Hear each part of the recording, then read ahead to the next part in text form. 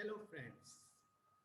Today in this video lecture I will explain what do you mean by an operating system, what are the types of operating system, and what are the functions performed by an embedded systems RTOS, that is real time operating system.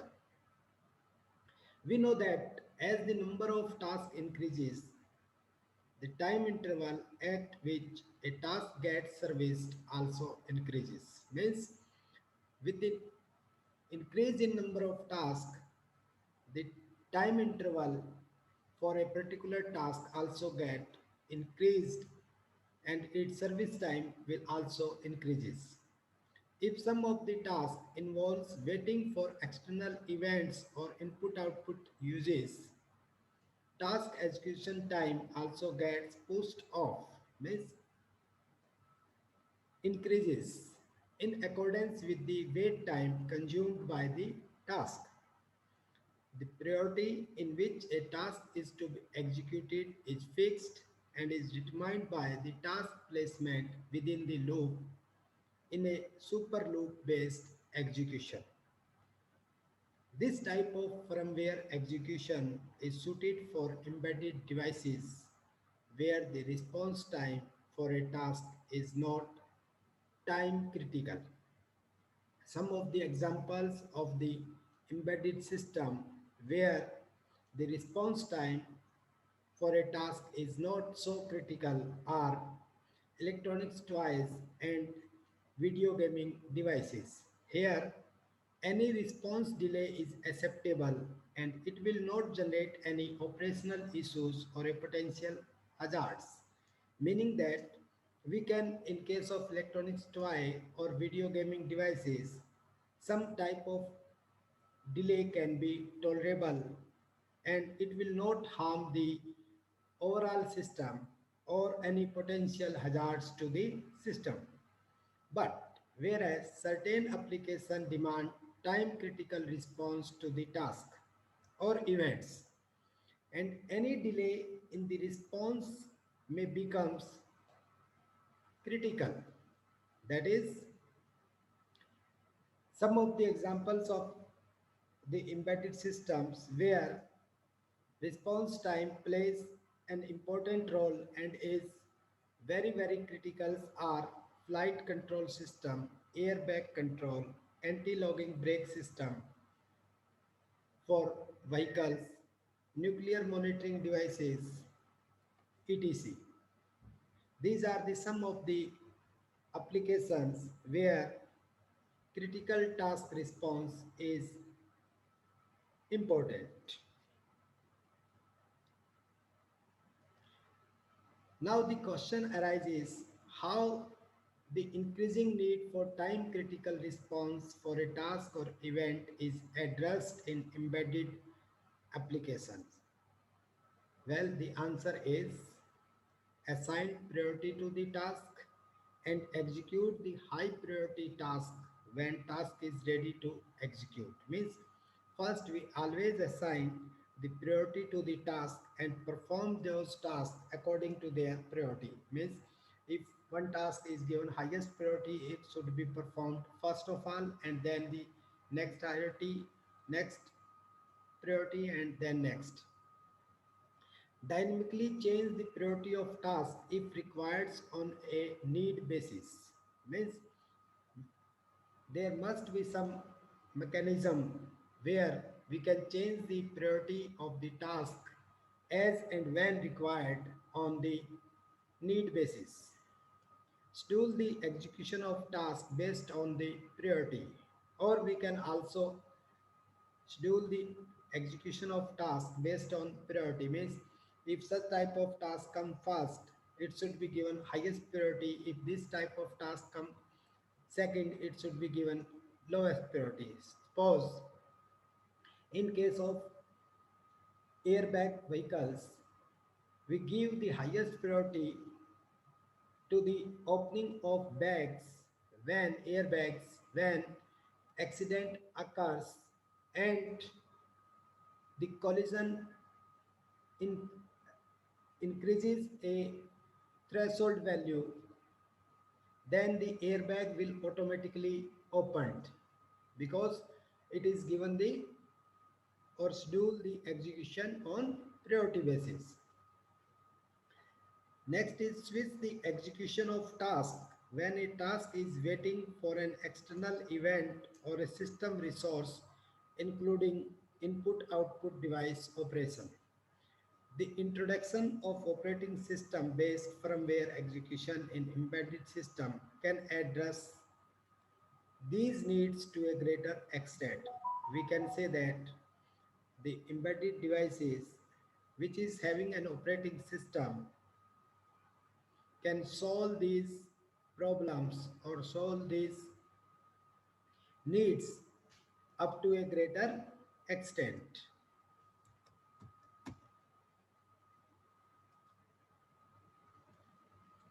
The operating system acts as a bridge between user applications, oblique tasks, and the underlying system resources through a set of system functionalities and services. We can, we can say that it is the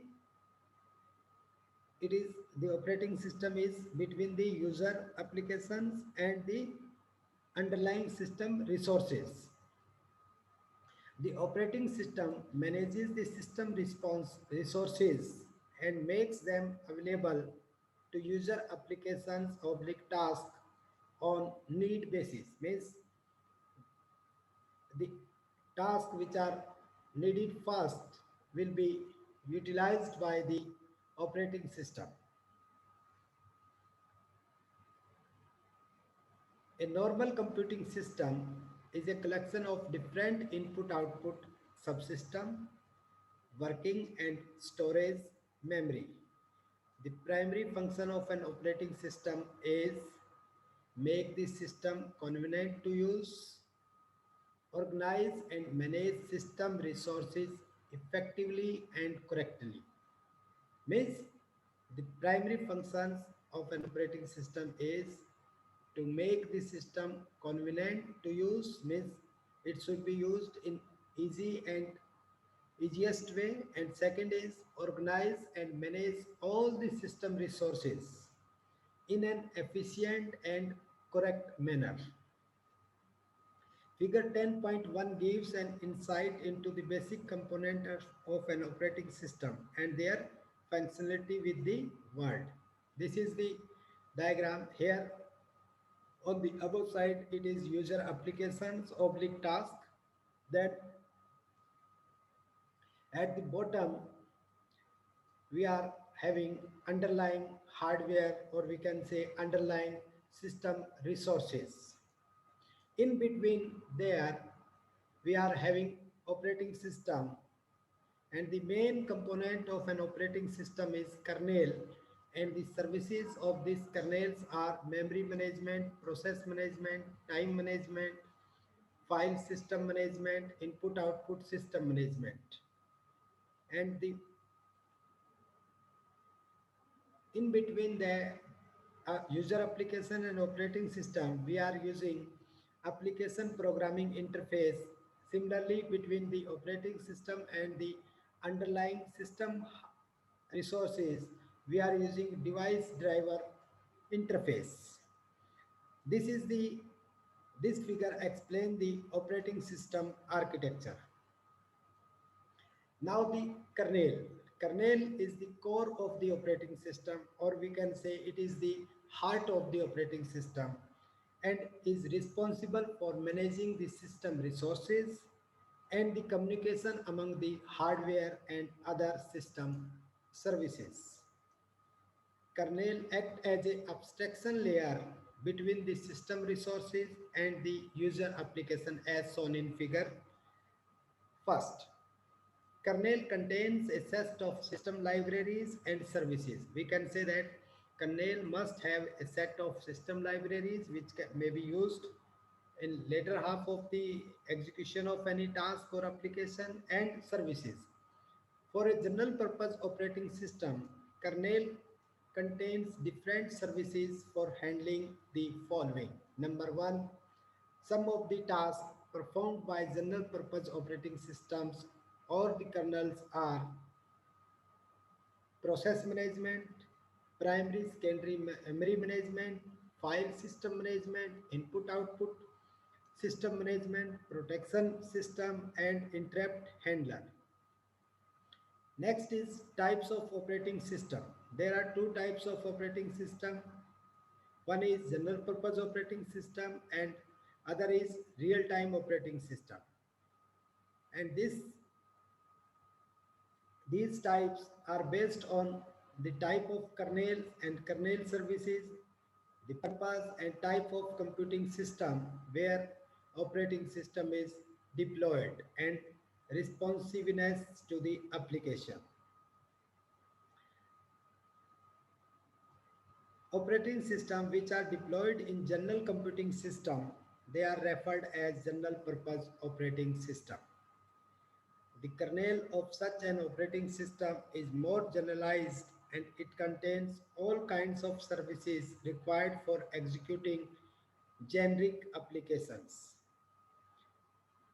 These general purpose operating system, they are often quite not deterministic in behavior, means it is not necessary to respond within a particular time limit. The examples of the general purpose operating systems, they are Windows XP, MS-DOS, and many more. Real-time operating system. There is no universal definition available for the term real-time when it is used in conjunction with the operating system. What real-time means in operating system context is still a debatable topics, and there are many different application there are many definitions available till now.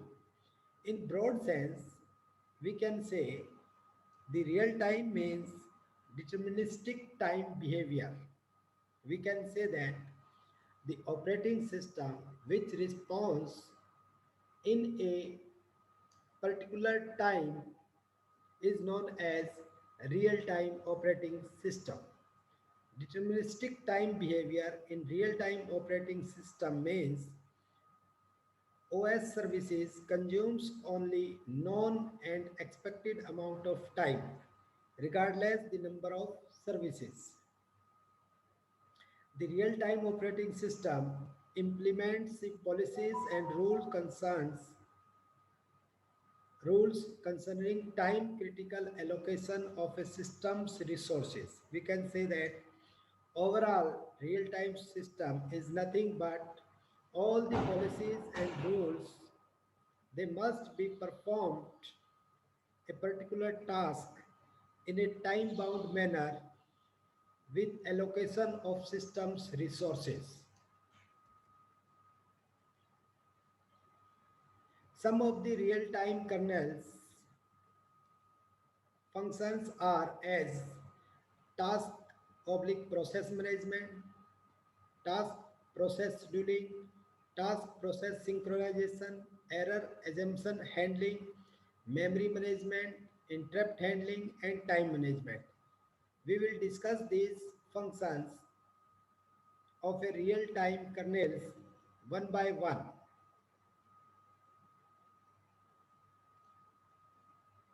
In the next lecture, we will discuss about the real-time operating system, in which we divide the real-time operating system into two categories, that is hard real-time system and soft real-time system. If you have any query, please write on the discussion form of the course. Till then, thank you a lot.